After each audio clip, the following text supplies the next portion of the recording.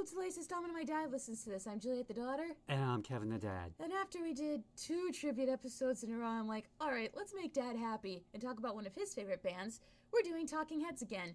But this time we're talking about more songs about buildings and food. So, Dad, what do we need to know? Well, we need to know it's the spring of 1977, and Talking Heads are touring Europe with the Ramones.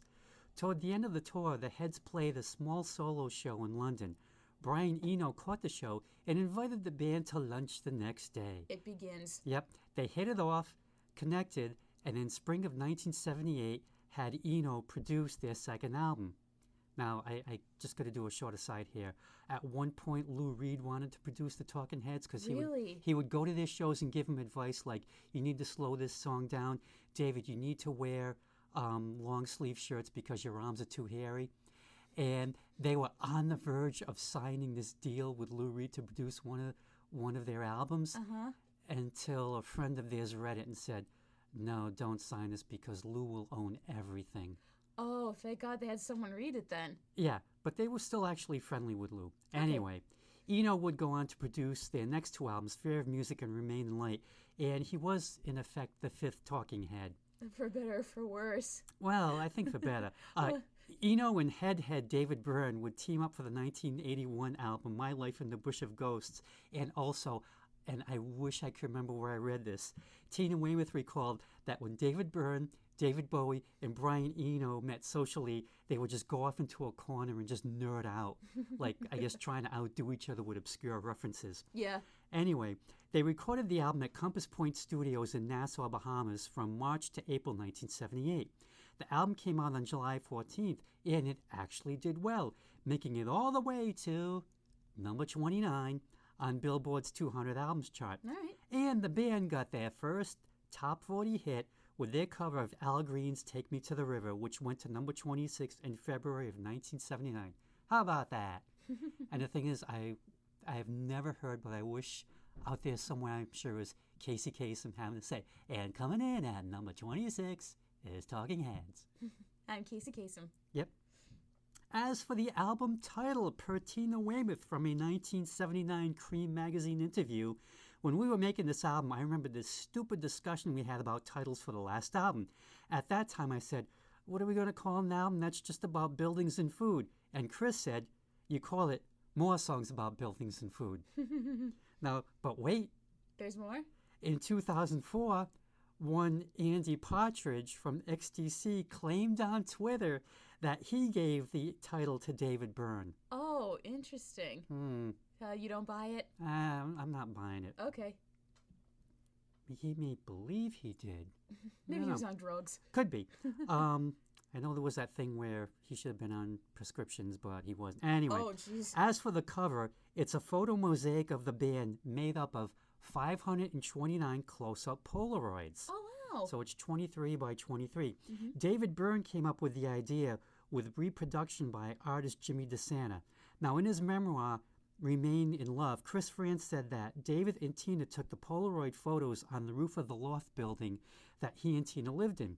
Now, it's hard to see on the CD cover, but on the vinyl, if you look closely at the bottom, you can see each individual Polaroid picture. Oh, yeah, okay, I see. And for those of you at home who don't get the video portion, which is basically all of you, try and track down a vinyl copy somewhere. Now, the back cover is also a photo mosaic. It's a map of the continental United States made up of 569 photos taken by the Landsat satellite. Wow. And its title is Portrait USA and is copyright 1976 by General Electric. Now, as for me, I think I bought the vinyl, which Jules can attest to I still have. Yep. Possibly in 1983. I kind of bought their albums in backwards order, like I really got into them with Speaking in Tongues. Then I bought Remain in Light, then Fair Music. I just ended up going backwards. Anyway, I held off buying the CD for a long time because I knew eventually it and the rest of the Talking Heads catalog would be remastered, because when CDs came out, it was just, okay, let's just throw everything we possibly can out there. Who cares what it sounds like? The kids will buy it. Yeah. Now, here's the thing. It was remastered in 2005 Here by we go. Warner or Sire or Rhino, but in dual disc format. Now you may ask, what is dual disc format? What is dual disc format? I'm glad you asked. Now, one side of the disc was a CD, and the other side was a DVD. Now, the Oh. thing is, yeah, it was like, you know how like some DVDs come out and they've got like on one side it's the widescreen, on the other side it's the full screen. Or on one and side you it's flip them over. yeah, or on one side it's the regular movie, and the other side it's the bonus features. Yeah, so this way you get your fingerprints on both sides of Yeah. the material. Yeah. Anyway, the format thankfully only lasted from 2004 to 2009 because basically it was a pain in the ass. The discs were a little thicker than the standard size CD thickness, so not all CDs or DVD players could even play the CD side of the disc. No. And like they had to put messages on them if you were buying a dual disc. And I remember this saying, it would not play in all players. So I thought, well, this is pretty pointless. What the hell? So, no, I was not going to buy those. Now, however, in Europe, the Heads catalog was remastered as 2 disc sets. You got one disc was the CD with the album and the Yep. extra songs, and the other side and the other disc was the DVD with the 5.1 audio, and you also got like videos of performances or concept videos that came out at the time. That sounds better. So I bought all mine from Amazon.eu, and I am still holding out for them to do this correctly. Now, the thing is, to this day, if you are so inclined to buy the CDs, you're still only going to get the unremastered versions. Ugh. Now, though, Rhino, they're starting to put out like these big box sets. Like they put out like, it looks like a book of their first album, Talking Head 77. It's 4 CDs and a big book. So you get the original album, 2 discs of like different versions and live performances, and then you get a DVD with the 5.1 audio and whatever other stuff was there. And then they also did this for Stop Making Sense, but they did like a 2-disc version and a book.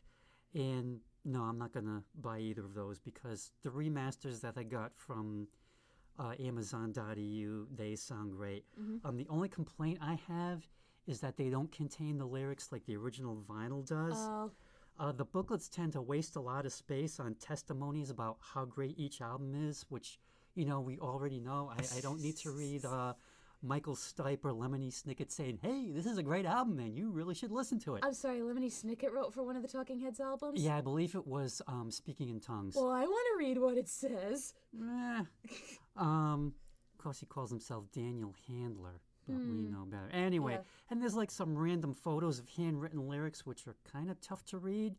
And they always manage to waste one page on how this DVD 5.1 surround sound mix came to be. Who cares? Anyway, it'd be nice if Rhino would get its act together and just do 1-disc CD masters. And yeah, you got room to throw in the extra songs you want. And just have the booklets contain what was ever on the original vinyl releases. You know, either that or do the separate CD, DVD packages like you did for Europe. And include the freaking lyrics.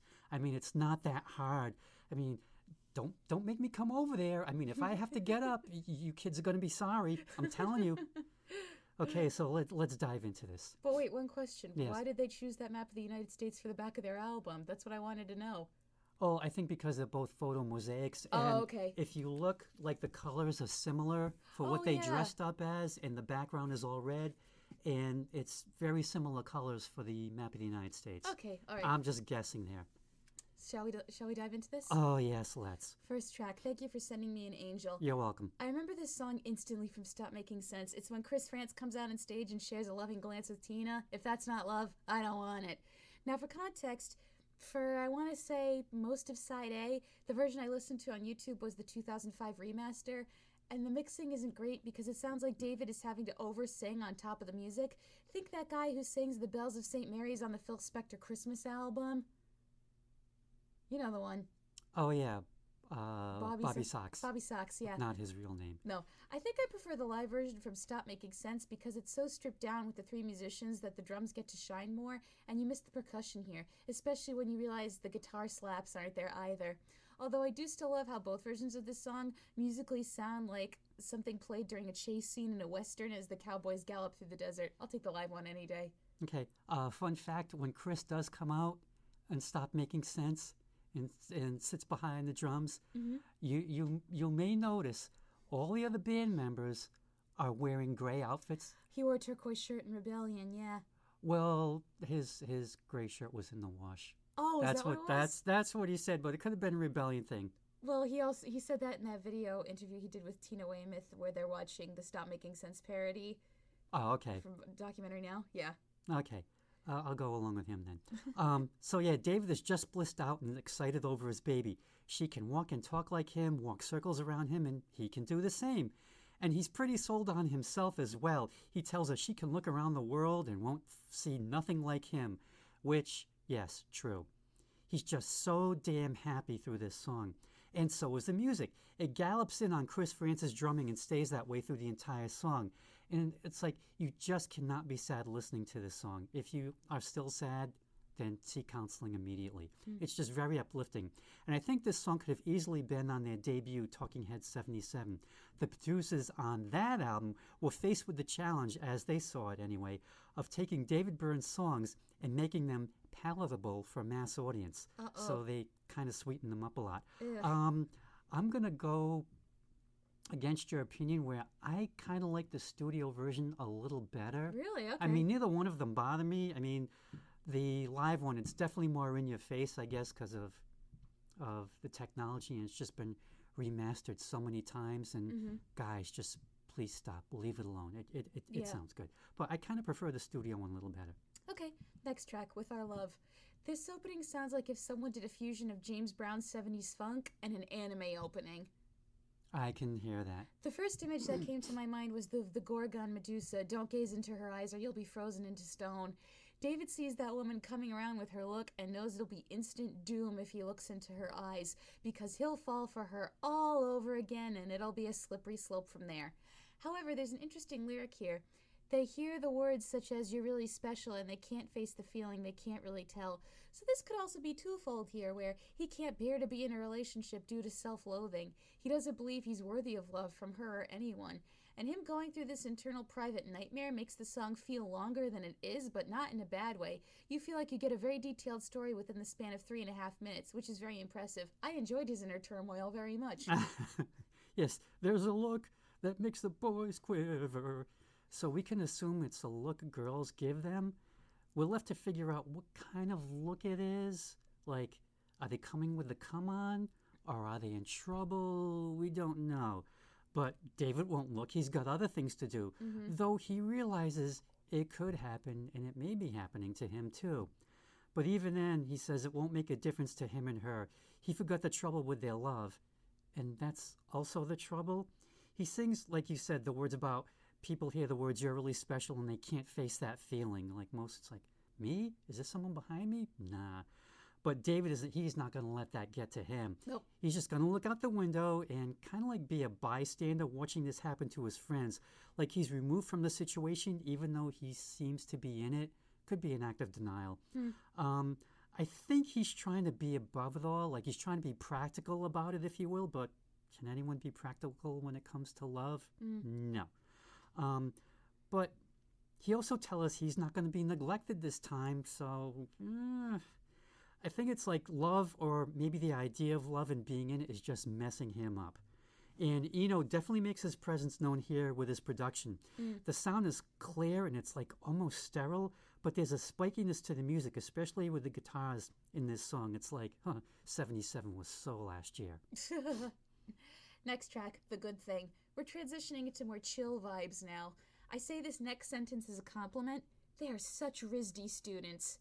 Because conveying introspection through music, that's a very RISD thing to do. I think this song serves as an important reminder about following your compulsions/intuition. Call it God, the universe, your moral compass, your inner mentor, but that feeling of following something within yourself you know to be true. So you will follow it to the end. And as they keep following the good thing, I say they because I assume the rest of the band is singing along with this one too, their hearts become stronger and they're less susceptible to intrusion, which I think is a great message. The only thing that threw me off is when David starts barking at the end. There's really no other way to describe it, so Dad, if you know how he's doing that, please shed some light and provide context. He likes making noises. That's true. He does. I remember reading somewhere a critic saying that he had as many noises as Van Morrison did, which I don't remember hearing any of Van Morrison's animal noises, but I guess David Byrne was right up there. Anyway, David's fighting to get to what he feels is the good thing. He never exactly says what it is, though, so it's up to you to figure it out. But he fights with his heart and with understanding, and in his mind, the weather never changes, and he uses skill to overcome unfavorable conditions. Now, on the lyric sheet, it was originally difficult situations, and I guess it was changed to unfavorable conditions because that's more of a weather-related term. And I've noticed that, like, on the lyric sheet, some of the lines are different from what he actually sings. So I don't know if they had the lyrics printed up in advance, and when they went in the studio, he just ended up tweaking them, and they just bothered never making the changes. So even still, you have the lyrics, you still got to pay attention. But David adds will to strength and economizes so his efficiency is multiplied to the extent he is determined the result will be the good thing. Everything's in place, and he ends it all by telling us over and over to watch him work. And maybe that's the thing with the noises at the end, like he's working. It's like, Oh, yeah. I'm working. So it's like getting to that good thing may not be guaranteed. We just don't know. Now, Tina and the typing pool are credited with the background vocals. Now, obviously, Tina is Tina Weymouth. The typing pool are the women who happened to be in the offices of Compass Studios at the time, which I hope they got paid. Either that, so too. it was the old, hey, you want to be on a record? I think I'd go with the latter. Next track, Warning Sign. This is definitely one of the weirder ones. We have a funky opening, and then David's voice comes in like an air raid siren, sounding nasally and brazen. The lyric, I hear it but pay it no mind, reminded me of when I saw Secret Mall Apartment about the 4 artists who lived at Providence Place Mall, because every time they moved furniture in, they set off the security alarms at the mall, and security never came looking for them. As one of the artists said, it's a psychological deterrent and nothing else. Anyway, I think maybe, just maybe, this song could be about warning signs and red flags in relationships. You've got him talking to someone with the pet name Baby and him going on about his physical appearance, but there's some warning he can't remember, and he goes kind of nuts trying to remember it, to the point where David does vocal scatting at the end. That's not new for him, but it kind of works here. Interesting concept, but not sure it's one I really gelled with. Yeah, so David sees a warning sign, but he pays it no mind. We don't know what it is or why he's ignoring it. Could be a car alarm. But instead, he wants us to hear his voice. It's saying something, and it's not very nice, which kind of is a warning sign maybe to whoever he's saying it to. But he still wants us to pay attention in hopes we're concentrating. Then he tells us he's got money now, so come on, that's definitely going to get anyone's attention. The next verse contains one of my favorite lines, look at my hair, I like the design, which, very RISD student. Anyway, and he insists that's the truth. He gets a reaction of glassy eyes and open mouth, and I think your mom would have that reaction too, which she usually does to any Talking Heads song. Yeah. But he also cautions to take it easy. It's a natural thing and you have to relax. And by the way, he's still got money. So I guess it's like, if all else fails, I've got the green. And I have to admit that I really have no idea what this song's about. You seem to have gotten more out of it than I did. But I think warning sign, like, you can't see them because it's a song. So I think he's trying to put them across, like, vocally. But beyond, David's hair having a great design, that's all I kind of get out of it. Eno gives Chris Francis' snare an echo effect, and a guitar comes in at the beginning that first sounds like the warning of an approaching train as the arm goes down to prevent the cars from going on the track. More of a, like I said before, we're getting more warning sounds than signs. There's a second guitar that sounds like an alarm through the rest of the song, playing the same 2 notes over and over. And it sounds like David's voice is filtered or processed somehow, just something. Almost sounds pretty close to a siren. And fun fact here, on the CD, Chris gets a songwriting credit with David for Warning Sign, but not on the LP. Oh. So I guess corrections were made. Hmm. So I'm assuming with like everyone's albums coming out on vinyl once more, maybe it's on the newer version. We'll see. Next track, Girls Want to Be with the Girls. My first note, I wonder what Tina thought of this song considering she's the only girl in the band. This song could either be about one of two things. First, you could potentially say that the song is about lesbianism, and why not? Second, I think it could be about the specific friendships girls have with other girls. Hence, there's a bit of a gender disconnect because some men wouldn't understand the full dynamics of what those friendships are like. The same way that women won't be able to fully understand the dynamics between one guy and another guy in a friendship. But I think David also makes a good point too, where it's like the girls just want to be with the girls in some ways we can't understand, and they'll also make plans for the future in some ways that men can't understand either. Maybe this was also him just trying to make sense of the behaviors of some of the other women in his life, because I know that he was married once and got divorced. I don't know if it was around this time, but it could also just be him trying to understand his girlfriend too. It's a very interesting song and one I'd like to hear the backstory of. Yeah, so the first lines, the girls don't want to play like that. They just want to talk to the boys. I think we kind of know what kind of playing the boys want. Doctor, perhaps. Anyway, but the girls want to be with the girls. I think to get things done that make common sense. They're getting into abstract analysis and making plans that have far-reaching effects. And all the boys can do is just stand around and say, "What do you mean?" Mm-hmm. I think this is a musical version, possibly of how girls mature faster than boys. Oh, maybe. Like they're on another level. They've got things figured out, and like the boys are just standing there with their fingers up their noses, going, "Duh, what?" Now, musically, you know the twin girls in Charlie Brown Christmas and how they dance? Yeah. That's like that? Yeah, I think they could also dance to this song the same way. Huh. And, I thought about it, and come to think of it, Violet's dance moves are perfect for this song as well. Oh, yeah, they are. They are. Now, as for abstract analysis, yes, I actually looked it up after almost 40 years. Per the Institute of Mathematics, CAS, it refers to an area of science where mathematical logic plays a significant role, even though it's not the main object of study, which I still don't know what that's supposed to mean. I only know so much, but I guess we could ask the girls because they're getting into abstract analysis. Did you get into abstract analysis? Because I can ask you. Remind me the definition again? Mathematical logic plays a significant role in an area of science, even though it's not the main object of study. I was into math when I was a kid. Does that count? Maybe it's a component of that particular area of science, but it's don't know. It's not the dominant one. Anyway, next. Found a Job. This was another song that I originally first heard when we did our Stop Making Sense episode. I'm grateful we covered it again because this time with the lyrics on screen, I didn't realize how much I missed storytelling-wise, but the gaps were filled in for me this time around. To sum up quickly, Bob and Judy hate the crap that's on TV, so they make their own TV show and it becomes a huge success and they're happy now. It's a rock fable with a moral at the end. If you don't do what you love for a living, make a change like Bob and Judy did and you'll be happy too. I make the argument that you could listen to the live or original versions of this song and have an equal experience. But one interesting touch is how there's some pizzicato with the strings going on, or it could be Jerry at his keyboard using some sort of effect that creates a nice classical touch.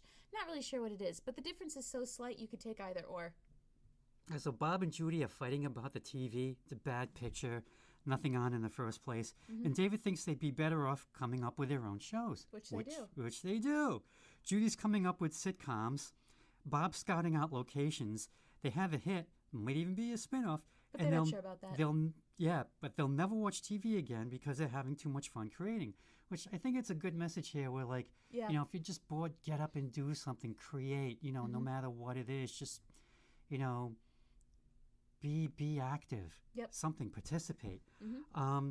And this is one funky song, and the guitars definitely make it so. And then you get those strings or possibly keyboards that come out of the end, and it's just takes it to a different level. Exactly. Thus ends side one. Now we have side two. Artists only. What's funny about this song is I started listening to it after I got to the point in the book I read where the main character decides she's going to start painting again, to the point that she paints over everything in the house that she's staying at. So that was kind of interesting timing. I think David is writing about the artists he really can't stand because as he sings, there's no love for them, and it definitely sounds like a caricature. My bet is that he and Chris and Tina and Jerry all experience these kind of artists at RISD. And this definitely is somebody who is a genius but is also an asshole, which they think excuses their behavior and their work ethic when it really doesn't. And I think the way this song is structured is supposed to be like the creative bursts this artist has, where they have to work on this piece now and they have to finish it now, and pretty soon they'll be bitter once it's done, and then they'll never paint for a while, and oh, if anybody wants to see it, well, you can't because it's not done yet, but it's really because I'm insecure about anybody seeing it right now. I feel like if you're in the art community in any way, then you know somebody who's like this, or not even a painter, someone who's a writer or a singer who acts like this too as they're rehearsing or working on their projects. Definitely a relatable song as someone who has seen this from other artists. And I think the pattern I'm finding with Talking Heads is even when their song doesn't grip me lyrically, musically it almost always does, because I love the arrangement here with the descending notes. Mm-hmm. Okay, now here's the thing.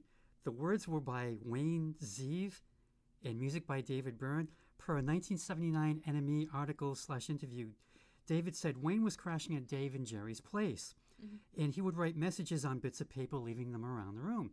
Now, David liked what he saw, gathered them up, and wrote some music to go with it. And quote, he said, now he gets royalties, which spoils the effect somewhat. Wayne, also known as Michael, also went to RISD, and I think he nailed the art student mentality perfectly, right down to the title, Artists Only. Everyone else is bougie, so you just leave now because you can't relate to us because we're creators, man. Move along. We create. Move along. Yeah, and he just nails it with like, I'm painting again, I'm cleaning my brain, and the best line to me is, you can't see it till it's finished, because I think every artist feels like that. It's not done yet. It's almost done. It's like you got to get to a point where you got to let go and show it to, if not the public, at least someone else to get an opinion which you're dreading. Or we've got a deadline for the exhibition. Yep. We need to finish work. Yep. That way our board can look at it. No, because you guys, you don't know what you're talking about. You don't understand what I'm trying to convey here, man. You're not real artists, man. Yep. You're just suits, man. And the way David sings that line, he kind of sings it in a get out of here and leave me alone voice. You can't see it till it's finished. Get out of here. Mm-hmm. And the line that he almost screams, I don't have to prove that I am creative. I'm pretty sure that he and every single artist goes through all of that. They just do. Now, Artist Only is the first song on side 2. And this song, like the rest to follow, to me, it seems like they're getting darker and starker in their instrumentation. And it's like I hear this song and some of the other songs on side 2, and like all I see is like blackness and nothing else. Oh, God. Yeah, I know. Now, fun fact, Wayne Zeev also suggested the name Talking Heads. He had a copy of TV Guide which featured a list of camera jargon. One of the phrases was Talking Head, and Wayne called it the most boring but also most informative format in TV. You guys should call yourselves Talking Heads. Did he get money for that? Probably not. I mean, it's bad enough, I guess, in David's opinion, that he's getting royalties for coming up with the lyrics for Artists Only. I remember that Tumblr post I sent you where it's like rating band names based on how accurate they are to that band, and Talking Heads got 8 out of 10 because it's like these people all have heads and they're not talking, and they are talking, but they're not detached from their bodies, so we're gonna dock a few points. Oh, jeez. And did anyone get a 10? Rage Against the Machine. Because, quote, they did exactly that. Okay. Next track. I'm Not in Love. I think my favorite part of the song is how those bass notes seem to buzz at the end. I think the story of this is that David is about to hook up with somebody, but he wants to specify, I'm not going to fall in love with you. I don't think that he doesn't want to find love in his life, but he's just so jaded he doesn't think it will happen. And he doesn't want this to turn into something that it's not. But I do think that scream is like a cry of, I can't believe I have to go through this bull again. And the part where he seems very vulnerable is when he asks that his opinions not be twisted into something else, because I think that the reason he's not in love is because when he has been in love in the past, people have just walked all over his boundaries and disrespected him, and he's like, okay, I can't do this again. Just some food for thought. Mm-hmm. I want to quote this song in full just to be able to explain it, but that would just take too long. Yeah. But I think basically what it comes down to is David is not in love, or he thinks he's not in love. It's not going to catch him. He tells the woman he's with, girl time, boy time. Is that the difference between me and you? Which I thought, yeah, that's kind of sums it up pretty well. He tells her not to let her feelings get in the way, and he believes that someday we can live in a world without love. and there'll also be a day where it just won't be needed. At least he keeps telling himself that, because when that day comes, he'll feel better about everything. And I think the band slams home some of these points with just like these really loud staccato notes, just to get it all across, which they do really well. Next track, Stay Hungry. I think this track is a bit more jam session, since there's not a lot of lyrics in this one, and there's a bit more instrumentals, for almost a full minute. It's a very interesting way to musicalize consummating a relationship, and it's not trying to be sexy. I think it's just trying to show the feverishness and the busyness. David's lyrics are very matter of fact, so I think it makes sense that the instruments get to shine a bit here. Yep, so David tells his girl that they can signify their love now. It's appropriate, I guess. It's the appropriate time. And she can initiate an impulse of love. Then he's given directions on impulse initiation. Move a muscle, make a motion, pull it tighter. It's like ease off the pedal, guy. Just let things happen. Yeah. And he's telling us what he's feeling as he's going through it all. He's got the double beating of the heart, the palpitations, and staying hungry, I guess. At least I think that's what's going on. And the music is very percussive at first. After David sings Stay Hungry, though, the band loosens up and gets funky for about a minute or so before he wraps things up.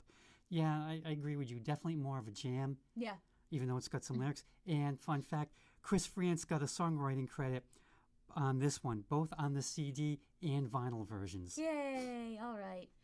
Next track, Take Me to the River. Oh, we're going to get controversial here. Okay, go ahead. The live rendition of this song Talking Heads did for Stop Making Sense in the 1980s is the best version, because it is this song fully fleshed out and, in my opinion, also the most accurate to the Al Green original.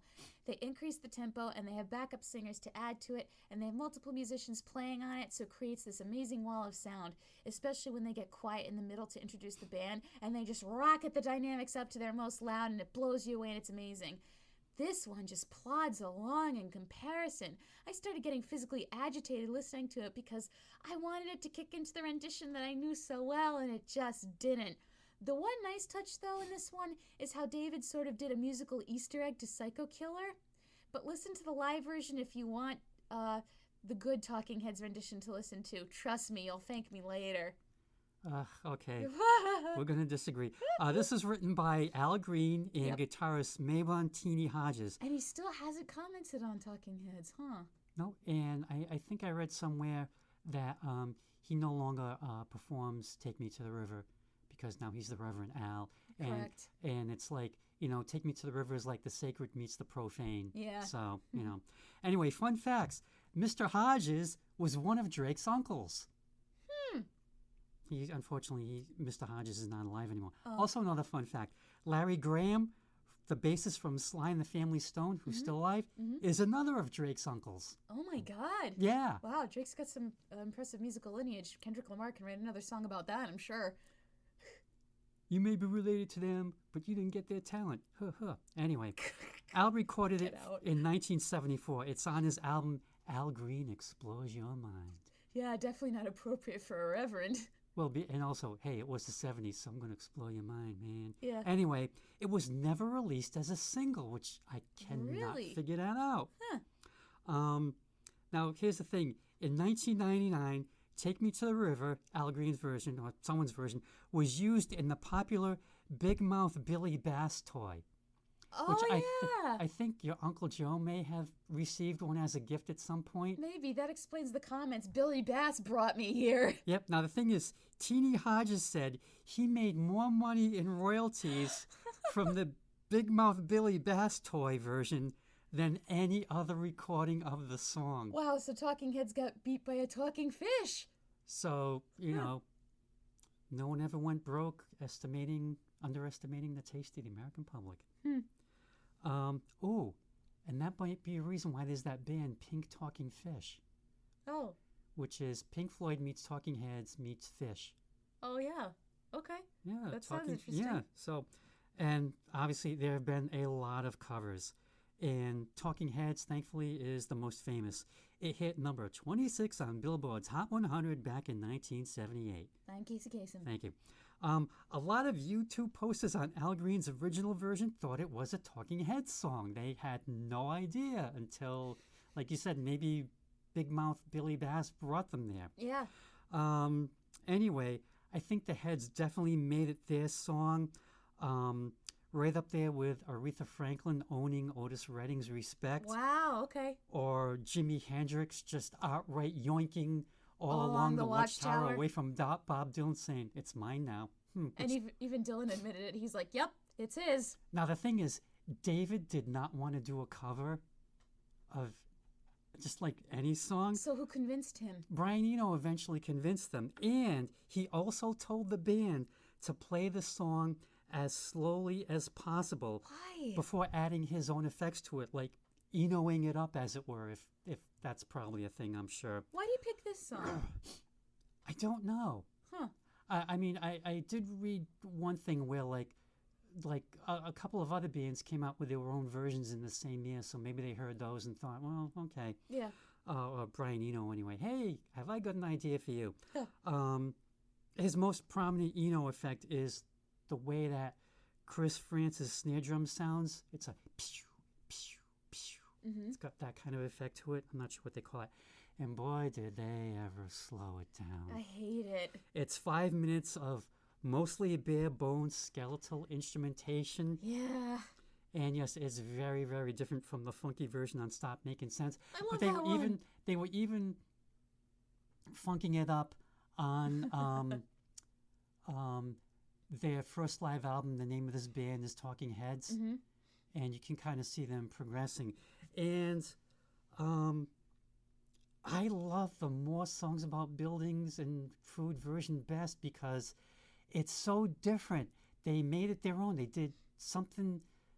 They took the song and made it so different. And then, like when when you get to the Stop Making Sense version, I think, oh, okay, it's kind of more like Al, but But they still flesh it out in ways that Al doesn't, with them getting really quiet in the middle and then rocketing it up to full volume, and then they have the backup singers, and then they have that one guy in the background shouting, "Get down and dirty," which I think is great. Get down, Jerry, get down. Oh, I down. thought he was saying "Get down and Oh, no. dirty." Sorry. And it's so funny because Jerry's just standing there, like hardly doing anything. No, yep. And Steve Scales is like, clomping away in his cowbell. Like Get Will down, Ferrell. Jerry, get down. Yeah. Again, it's just so stripped down, and I think it's the last thing you would ever expect for a cover of an Al Green song. You'd Yeah. think it would just be like straight ahead, funky, what have you. But this just like strips everything down to the essentials. But even And Mom I likes love it. even Mom likes the Stop Making Sense version. Well, like when you went to go see it together, I think that's the one she found the most tolerable because it wasn't their song. If I played her the More Songs version, she'd probably run out of the room screaming.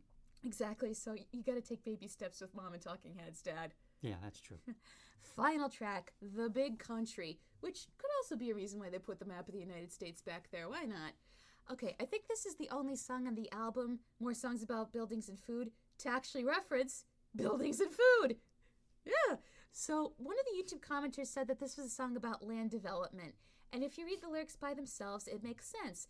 There's the fancy city, and then there's the farmlands, which are underdeveloped and ignored. And that's really all I have to say about this song. I didn't pay attention too much because the music got me into this meditative state that I was really able to zone out. So, Dad, if you have something to say it now. Oh, I got a lot to say. Okay. So David's on the plane looking at the big country below, and he just tells us what he sees: baseball Yeah. fields, schools, parks, factories. Then we come to the farmlands and the undeveloped areas, and he's learned how these things all work together. He's learned how to look at these things and says he wouldn't live there if you paid him. No siree. Neither would Mom.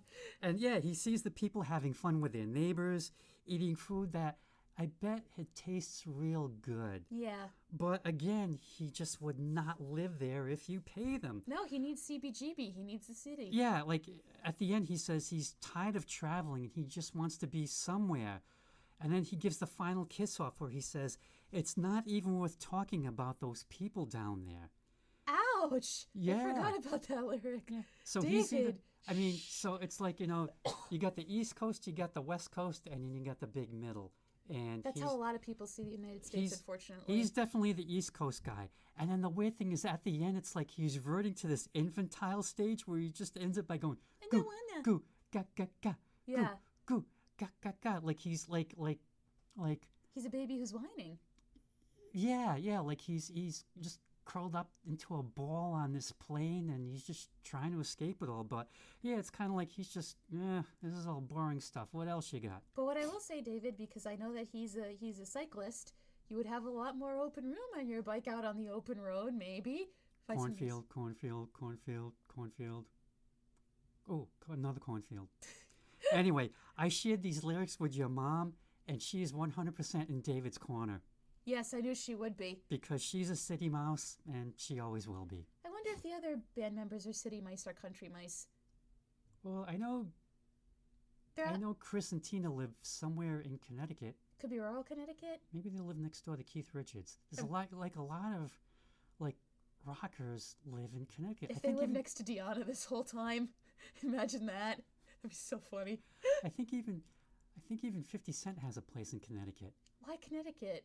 I don't know, because no one thinks it's Connecticut. Like, you've got like these areas where it's just like all woods and all very private. And Maybe it's also kind of like, if you live in Western Connecticut, that's pretty close to the New York border. So maybe that's good for some people where it's like they want to, if they have to go into the city for work, they can. You can just hop the train. Exactly, but yeah. you don't have to live in New York City itself, and you want something a bit more quiet and kind of away from it. And affordable. And affordable compared to New York State, yeah. Okay, overall, when it comes to this album, I think I'm a side A kind of girl, which I have been before, like when we reviewed XTC's English Settlement. When I like Talking Heads songs and covers, I really like them, and when I don't, they just kind of pass me by. But if you're a diehard fan and for some reason you don't have this album, then definitely check it out. Or if you're checking out Talking Heads for the first time, I'd say start with Stop Making Sense, because that's kind of their best in my opinion, because you get an amalgamation of all their songs from You get a good overview. Yeah, you get a good overview. But if you want like a regular album that's not like, I don't want to say a best of, but you get what I mean? Yeah. Like a good starting point, then go with this one. And I also think because this is the one album where they have a cover, you can kind of listen to that one first and then ease into the rest of their original material. I think that's a good path to take. Mm-hmm. For me, More Songs About Buildings and Food is the sequel that's better than the original. Wow, okay. Yep. Are you alone in that opinion, or does everybody else kind of think that too, do you think? I have no idea. And I mean, I really like the debut. And in the debut, they do mention buildings and they do mention food. So this is More Songs. More songs about buildings and food. Now, I have all their albums, which, okay, I have most of Naked. I cherry-picked that album. If they had stopped at True Stories. Anyway, but More Songs just kind of flies under my Talking Heads radar for some reason. It's like, I know it's out there. I don't play it as much as some of the others. I think the ones I've played the most are Fear of Music and Speaking in Tongues. But I mean, I love this album. I just love it. Every time I hear it, it's like, oh man, I should play this more often. And then you don't. And then I don't. And then eventually I find it again. It's like, wow, what a great album. So maybe not overplaying it. It's yeah. I just rediscover it each time, and I learn something new each time I listen to it. So yes, obviously, highly recommended. All right, as always, thank you for listening to the latest installment of My Dad Listens to This. Like, comment, subscribe, and all that jazz, because the more you interact with the video, the greater chance we have of appearing on the YouTube homepage. If you follow me on social media, I post the episodes there. If you're friends with my dad, tell him what you want to listen to, and he can shoot it right to your inbox. Thank you for listening to the latest installment of My Dad Listens to This. We will be back next time with another album to nitpick and gripe about. Dad, anything you want to say before we sign off? Goo, goo, ga, ga, ga, goo, goo, ga, ga, ga.